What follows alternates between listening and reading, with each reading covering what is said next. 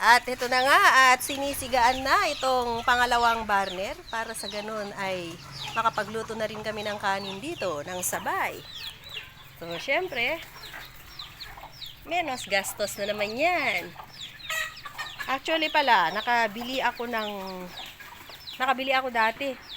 10 days ago, nakabili ako ng gas namin. Yung Fiesta. Fiesta gas ba?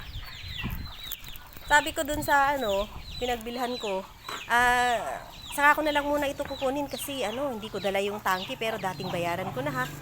Kasi nararamdaman ko na yung pagtaas na naman ng gas. Ngayon, dahil nung pagpunta ko, abay wala na daw siyang Fiesta. O sige kako, sa susunod na lang. Hanggat sa naratnan na kami ng Holy Week, hindi kami gaanong lumalabas, walang lumalabas. O syempre, mahal din ang gasolina, ang gas. Kaya sabi ko, sa isang linggo na lang. Nung lumabas kami ng isang linggo na, kinuha na namin pang 10 days na yata yun. Naku, ayaw nang ibigay dun sa presyo. Kasi dati, ang kuha ko nasa sa resibo ay 970. Ngayon, 1.5 na daw yung Fiesta gas. Sabi niya, magdagdag ka na lang para ibigay ko. Ay, hindi naman dati ko naman nang nabayaran yun. Ay, hindi pwede kasi yung mahal-mahal na ng gas ngayon. Kaya, magdagdag ka na lang. Sabi ko, itong negosyante talaga, kako, hinayaan ko na lang. Kaya, balik mo na lang yung pera ko. Hindi na lang ako maggas. Hayaan mo na dyan. At marami pa namang panggatong sa bahay. Kaya, eto. Gumagamit na kami ng mga panggatong na lang para malis kami ng budget. Ayan. Ang lakas! Ilagay na natin yung sili. Sili pa, sili. Takbo, ando na naman yung mesa niya. Takbo. Ayan.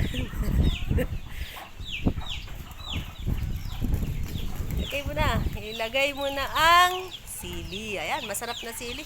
Yung sili na ganyan, yung lang, mapapayat, maninipis. Tapos yung green na green. Hindi ito maanghang. Ito yung pangpakbet talaga. Yan ang masarap na sili. Okay, takpan ulit. Takpan ulit. Huwag masyado yung huwag masyadong halo-halo kasi maduro. Ayan. Okay. Di ba kulang yung sabaw? Ano yun? Kulang? Dagdagan ng sabaw. Kunin mo na pati yung magic natin dyan. Pampalasa. Yun, pampalasa yun. Pampalasa. Ayan. So, syempre, lagyan din natin ng pampalasa. Para meron namang sarap-sarap yan. Ayan. Dagdagan ng tubig. Okay.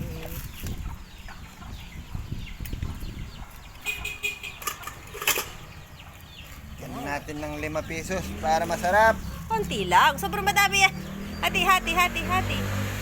Okay, enough. Yan. Okay, ganyan na lang muna. Wag muna. Konti pa. Konti pa. Sige. Okay, yan. Yan. Tama na. Takpan mo na muna. Wag mo na munang haluin kasi na naman yan. Madurog. Yan. Hayaan mo na lang. Ganyan na lang yung niya. Gatong niya. Sakto na yan. Kapag may kulo, tsak may. Kapag kumulo, tsak may. Gulo. Ano yun? Ayan, pagkainan na. Andyan na yung mga gulo. Kaya nagkakagulo.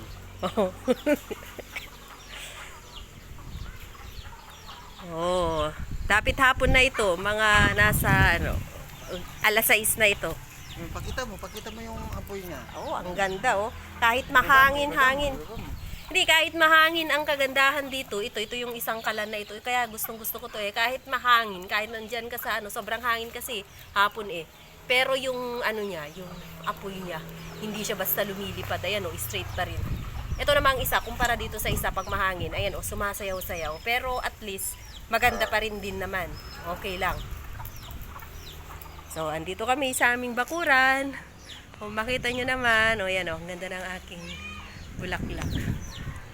Ayan. Habang tayo ay nag-aantay sa ating lutuin, tignan natin yung view dito. Ayan. Ayan yung aking avocado. Yung avocado na yan, ilang beses nang namulaklak yan? Apat? 3 beses. Ay, 3 beses. 3 beses na yung avocado na yan. Yung binilhan ko, sabi, ano daw, grafted. Madali daw siyang mamunga. 3 beses na, every year, namumulaklak. Pero, pagka namulaklak na, pagkalipas lang ng mga, 1 or 2 linggo, wala na, nahuhulog yung mga bulaklak niya, hindi tumutuloy. Ang ganda ng bulaklak na ito. Dati nasa paso lang ito, pero dahil mainit dito sa aming yan, dito sa aming bahay. Naglagay ako sa paligid-ligid. Ayan, isa na yan, yung avocado na yan, na ewan ko kung kailan ito mamumunga. Pero hopeful pa rin kami. Mamumunga at mamumunga yan. Okay, antayin lang natin. Tapos, ito. Dati ito nasa paso, itong bulaklak na to. Yan, ilagay na namin siya sa lupa para sa ganun mayroong pantakip dito sa kapag yung araw kasi pag maaraw masyado, lalo kapag hapon na, mainit. Meron din akong grafted na santol dito. Dito ko rin nilagay. Ayan Pati yung isa, ayan. So, ang tawag dyan ay yellow legumes or Japanese tree. Ganda yellowish kasi yung dahon niya. Ang ganda. Okay. Ayan. Dun sa may bandang harapan, saka na dun sa bandang harapan, meron kaming dyan meron kaming kalamansi. Ayun. Tapos, ito kasing avocado, ewan ko ba, ayan, ang bunga niya, puro mga manok, daming native. I-zoom nga natin yung may native dyan. Saan na yun? Hindi ko makita. Magtago sa mga dahon-dahon. Pero dyan sila sa mga sanga-sanga. Yan ang pinaka bed nila. Yun yung pinakakama nila. Gusto nila. Ayun. Pupunta sa taas. Saan? Ayan. Ay, ito. Meron pa rin siyang akyatan.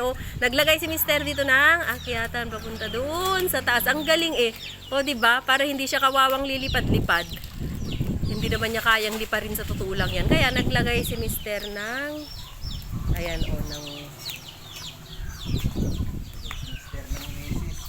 naglagay siya ng kawayan dyan, paakyat. Para meron sila akyat. Okay. So, check natin kung okay na ang ating ulam.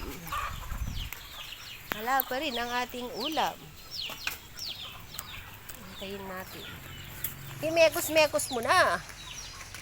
Sa tingin ko, konti lang yung nailagay mong bagoong Pero tikman mo pa rin muna kung okay na sa panlasa. Kasi hindi kami gaanong maalat. Bawal. Magagalit ang kidney. Yan, mekos-mekos mo konti lang. Ganyan. Okay. Tapos, medyo tikman ang sabaw. Kapag okay na ang sabaw. Yan. Alam mo yung sabaw. Sige, tikman, mainit. Sige, hipan mo boy. Okay, ganyan talaga dito sa amin walang arte-arte Hindi yung yung kukuha ka pa ng kutsara, hindi naman kami nagre-restaurant. Kami lang dito, sakto lang. Okay, good. Para pangpapak. Pero yung malambot na ba? Kalabasa? Pag malambot na yung kalabasa, okay na. So okay na. Okay na lahat ito, bro. Kainan na, sarap tikman ko rin